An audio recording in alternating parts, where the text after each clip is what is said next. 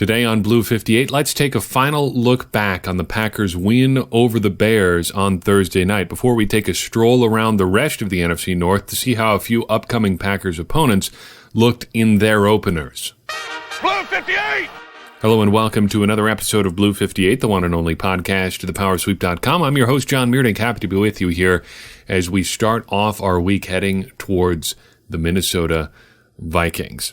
Still enjoying the afterglow of the Packers' win over the Bears. It's always fun to beat the Bears. But the longer I think about it, I wonder how much there is we can actually learn from this game. So what I've done is actually I've gone back and watched the game a couple more times. First, some of the highlights, and then the condensed game on NFL Game Pass, just to get a feel for some of the things that we saw Thursday night.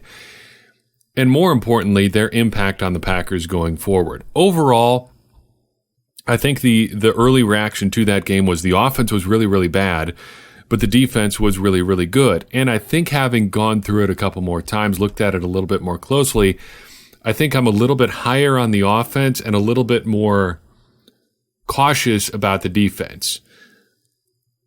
I think the offense actually played better in some aspects than the first impressions actually showed. As the game was happening, it looked like they were absolutely getting shut down, like they couldn't do anything at all.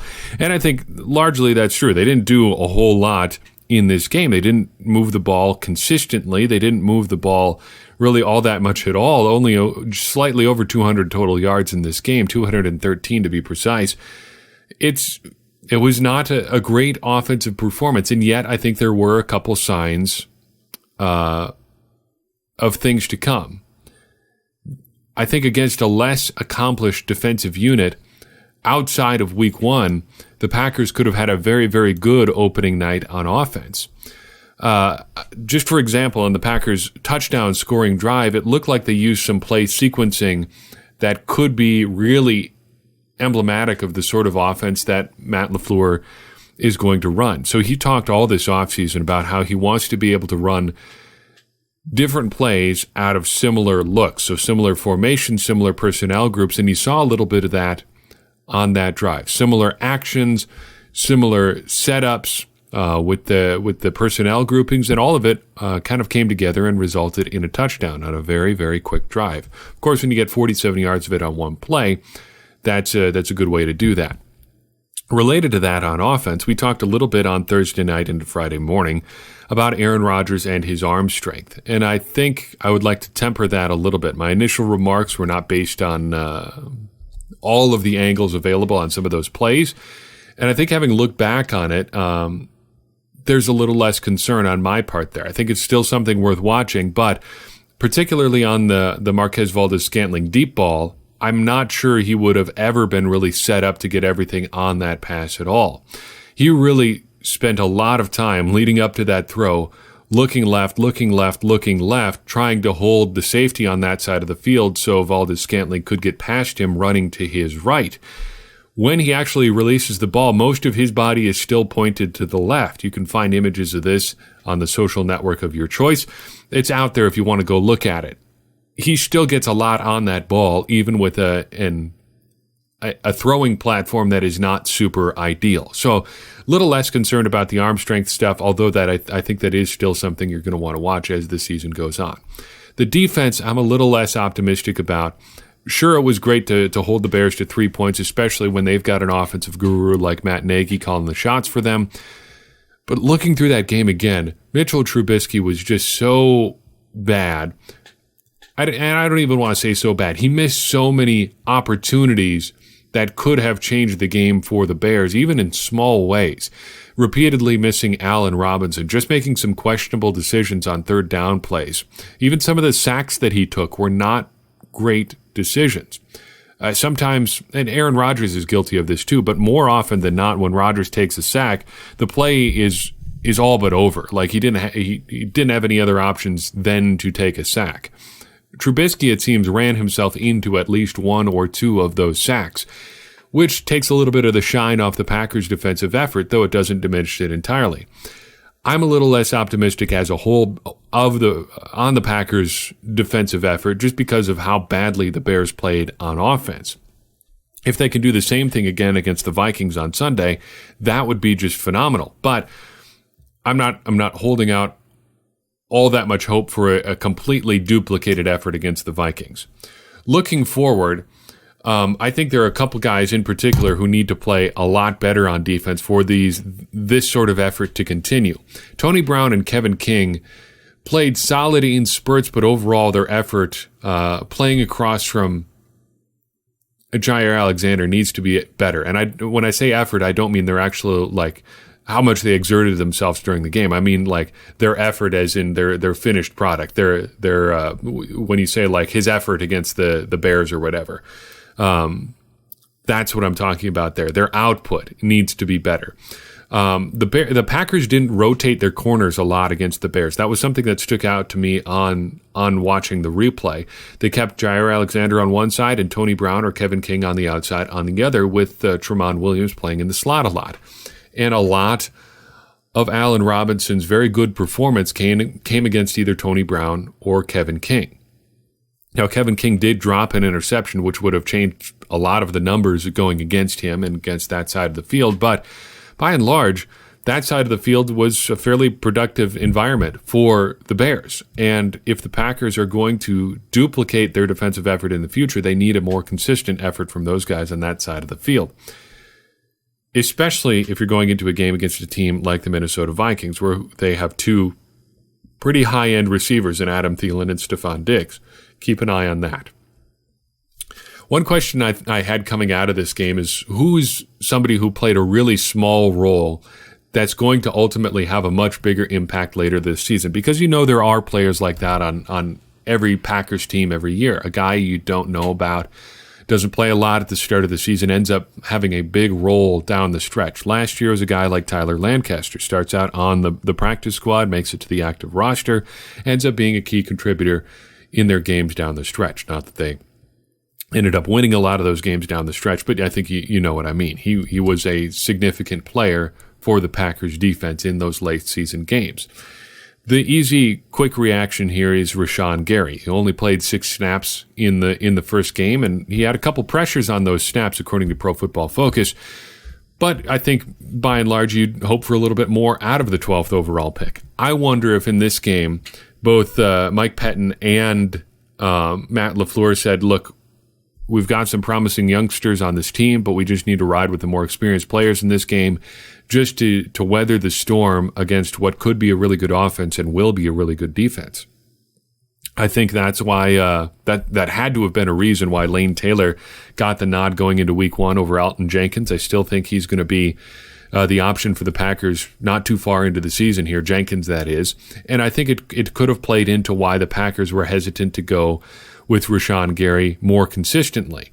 They had more experienced options there. That's why he didn't play all that much behind Preston and Zadarius Smith. But a guy like Darnell Savage, who is clearly the best option at the position that he plays, got a lot of burn. In fact, played every single snap. That could be a reason that we didn't see more of Rashawn Gary. I think we'll see more of him in weeks and months to come, but that's not the player I'm going with here. The player I think who's going to end up having a big impact later this season, who played the smallest possible role on Sunday, is Kingsley Keke. Now, he was inactive on Thursday night. A little bit of a surprise, though not entirely that much, given some of the circumstances that we talked about, maybe wanting to ride with some of those more experienced players. But he showed in the preseason that he can play at an NFL level and play consistently, and I would be surprised if we get too far into the season here before he is playing consistently with the Packers defense. He seems like a great rotational piece, got great length, great versatility, can play inside or outside. He uses his hands really well. He's obviously very, very strong. If you watch him play, he controls the man in front of him really well. It's really interesting to watch, actually, and really satisfying to watch from a defensive line perspective. He just does a really great job. I think he's going to end up playing a really big role this year, even though he didn't do anything at all on Thursday night. He couldn't. He was inactive. So that's the player, even more so than Rashawn Gary, that I'll be watching for the Packers heading into the deeper parts of the schedule here. It could be a couple weeks. I don't know exactly when that would happen, but I think it's going to be sooner rather than later. Let's take a second to look around the NFC North here. as I hit record on this, the Detroit Lions were just wrapping up their game with the Arizona Cardinals. We'll get to that outcome in a second. Let's start with the Chicago Bears, though. We saw the Bears Thursday against the Packers. I think the quick impression there is that the defense is going to still be good throughout this season. Real bold take there, I know. The Bears are going to have a good defense, though. It's going to stay good unless they really get hammered by injuries. Khalil Mack is still scary, although the Packers managed to more or less negate him with Brian Bulaga and David Bakhtiari. Had some more success up the middle, but when he's rushing from his traditional edge rusher spot, Brian Bulaga and David Bakhtiari got things done. The rest of their defense is still going to be good. Akeem Hicks is good. Roquan Smith looked great. Eddie Jackson is still Eddie Jackson. It's going to be good. The offense remains the question mark, though, and I think it's probably going to get better. But as we talked about in the podcast right after the game, Mitchell Trubisky seems, at this point in his career, like still a super high variance player. Sometimes he can be really, really good. Sometimes he can be really, really bad. And you're not really going to ever be sure which Mitch you're going to get. That's super frustrating if you're a Bears fan. It can be super scary if you're a fan of an opposing team like the Packers. Mitchell Trubisky could come out and be week 1 of 2019 Mitchell Trubisky, or he could be, week 15, 2018 Mitchell Trubisky, where he played a real solid game against the Packers in Chicago late last season. That's a scary place to be, again, if you're the Chicago Bears trying to put together a Super Bowl run here. But that does leave some room for him to grow and improve even as the season goes on. You'd probably hope he'd be a little bit further along in his third year. I don't think that's an unfair thing to say. I don't think that's bashing him. You would wish he'd probably be a little bit better if you're a Bears fan, if you're, just a fan of quarterback play in general. He's not right now, or at least it didn't seem to be in week 1, but there is some opportunity to improve going forward. Minnesota. This is an interesting one because the Packers have Minnesota coming up this next week at Lambeau Field. Thank goodness. That's a good place to get them early in the season. You'd rather stay home and sort things out on your home turf if you can do it. But Minnesota absolutely beat the snot out of the Atlanta Falcons today. It was not even close. Never in doubt there. They controlled this game start to finish. Atlanta just looked terrible. 28-12 the final score, and really wasn't even that close. Minnesota, whooped them up one side and down the other. Dalvin Cook, 111 yards. Kirk Cousins only attempts 10 throws in the game, 8 of 10 for 98 yards and a touchdown. Hey, that's not a bad day's work for however many millions of dollars he's getting this season. You'll take that if you're a quarterback. I think that check is still going to clear. He doesn't care how many passes he throws. This is going to be a headache. The Vikings are going to be a problem on Sunday in Green Bay. I would not count on them being as susceptible to the Packers defense as the Bears were, because whatever Kirk Cousins is, I don't think he's going to have the lowest lows or the lower lows that Mitchell Trubisky can have. He seems like he's very capable of executing an offense competently, keeping his team in the game. I mean, just look at the Packers-Vikings game early last season, the one that was altered by that very bad penalty call on Clay Matthews. He was bad up until that point, though he didn't take them out of the game entirely. And then after the Vikings got new life after that Matthews hit, he brings them down the field a couple times, puts them right back in the game, and gets them into overtime where the Packers and Vikings eventually tied. But still, he's pretty solid. Then you've got Dalvin Cook right alongside him on offense. He did a really great job today, 111 yards, 2 touchdowns, and he is running, interestingly enough, with Gary Kubiak as his offensive coordinator, or a coach there. They've got the Kubiak father-son duo there in Minnesota, getting things done for the Minnesota Vikings. Now, Kevin Stefanski is actually calling the shots for the Vikings as their offensive coordinator, but Gary Kubiak is there. His son Clint is the quarterback's coach. Kubiak, as we talked about way back when we were talking about the Matt LaFleur branch of the West Coast offense, is kind of from that Mike Shanahan branch of the tree. More run-heavy, wide zone type stuff, and I don't think it's super unfair to say that, at least in theory, the Minnesota Vikings running attack is schematically very similar to what the Packers are hoping to run. I say hoping because we didn't see much of it, at least in an effective way, on Thursday, but hopefully going forward it's a little bit more effective. if the Vikings can get those sorts of results with Dalvin Cook, you'd hope the Packers would be able to get something similar with Aaron Jones and Jamal Williams and eventually Dexter Williams. But Cook is going to be a good player, and he's going to be successful running this offensive scheme. The Vikings defense, of course, is always hard to count out when they have Mike Zimmer running the show there. He's their de facto defensive coordinator, calls the shots for them on defense. They've still got great personnel. Harrison Smith on the back end is still very dangerous. Danielle Hunter up front is as good a pass rusher as you can find in the NFL. It's going to be a headache on Sunday, and probably throughout the season. I would say the NFC North as a whole is probably going to be pretty close, top to bottom this year, as we're starting to get a little bit better feel for things, just as the season plays out. The Vikings, again, they're going to be a problem on Sunday. I don't look forward to to how that game could turn out, although I think the Packers have as good a shot as any is coming out on top. Detroit, and then let's call it a show. They tie with the Arizona Cardinals today. I almost said the Arizona Falcons. Nope, we just talked about the Falcons. They played the Vikings. The Arizona Cardinals put a heck of a scare in the Lions today. And I think this is kind of the most Detroit Lions outcome that you could really hope for, because they came out early looking pretty good. It looked like they were going to take care of business against the Arizona Cardinals, and they were. Early on, they were getting things done. They got up, they built a sizable lead, and looked like they were just going to cruise. And who could really have expected much of a different outcome? You've got a rookie quarterback, however talented he may be, in Kyler Murray.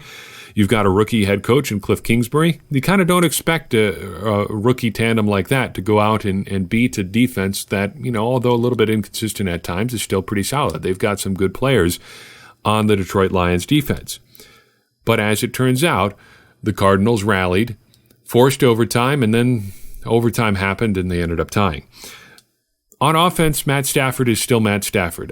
People have complicated feelings about him, but now he's throwing to TJ Hawkinson, who looked pretty darn good in his debut. 6 catches, 131 yards, and a touchdown. That 131 yards, I think, is the most by a rookie tight end in his debut ever in league history. So good on him. I might have to reconsider my tight end value proposition pick in the NFL draft. I criticized the Lions earlier this year for taking a tight end that high. I'm not ready to move off that position entirely, but if you're going to get performances like that out of the guy you take 8th overall, you feel pretty good about that. So early returns pretty good there for Detroit with TJ Hawkinson. On defense, I think it's fair to say a work in progress after week 1. Of course, they've got Trey Flowers, the big free agent signing. No sacks or anything today, but he's out there and making plays over the course of the season, I'm sure. And of course, they allowed the big comeback to the rookie quarterback and the rookie head coach in their first ever game together. So you can't give their defense too much credit, although they did have 5 sacks of Kyler Murray as well. Of the 3 NFC North opponents the Packers will play this year, Detroit by far remains the biggest enigma to me. What are they really? Are they going to be an offensive-heavy team, or are they going to be a defensive-heavy team? They've got a big-time, or a big-salaried quarterback at least, but they've got a defensive-minded head coach. I think it's going to take some time to figure out what the Lions really are. And that's the takeaway, I think, that I would try to emphasize as a whole from week 1 with all of these teams. It's going to take us a while to figure out exactly what they are. What are the Bears? Are they the team that only scored 3 points on Thursday and couldn't really play enough defense to overcome 3 points from their offense? Are the Packers a team that's going to struggle on offense all year, or are they going to be able to rely on their defense to win games for them? Is Minnesota the team that absolutely hammered Atlanta? Are they just going to roll over everybody this year? Is Detroit, well, what are they at all? Do they lose to a rookie quarterback and a rookie head coach, and is that just how their season's going to be? Who knows? It's going to take some time to get to know these teams. That's how it happens every year. And I'd caution against rushing to any conclusions early on here. But it was interesting to get a look at each of these NFC North opponents right away in the first week and try to get a feel for how they could play against the Packers here in the relatively near future. So I've got for you in this episode. We'll be back later this week with a look at something in particular that the Vikings do very well, the double A-gap blitz. We talked about this way back in 2016. I think it's time to return to that and talk about how it could affect the Packers game on Sunday, especially with how the Packers' interior offensive line played against the Bears. Keep an eye out for that. Check us out on Patreon. Check us out on social media. Connect with us wherever you can. Don't forget to vote in our upcoming poll this week. Should mention this here. Every Wednesday, shouldn't say every Wednesday, most Wednesdays in traditional game weeks when the Packers are going to be playing on Sundays or Mondays. If they're playing on Thursdays, we do it at a different time. But most Wednesdays this season, we'll be doing our weekly Twitter poll, seeing how people feel about the team as a whole and various figures within the team. Brian Gutekunst, Matt LaFleur, Aaron Rodgers, Mike Pettin, just seeing where people's opinions go throughout the course of the season on those guys. So keep an eye out for that this week and give us a follow on Twitter if you haven't already. Gary, in particular, is putting out some really good content on our Twitter feed, so keep an eye out for that. As always, if you've got a question, a thought, a piece of feedback, something that you want us to talk about or explore, never hesitate to reach out. Leave us a message wherever you can, and we'll try to get to it and answer whatever questions you might have or explore a topic you would like to see explored.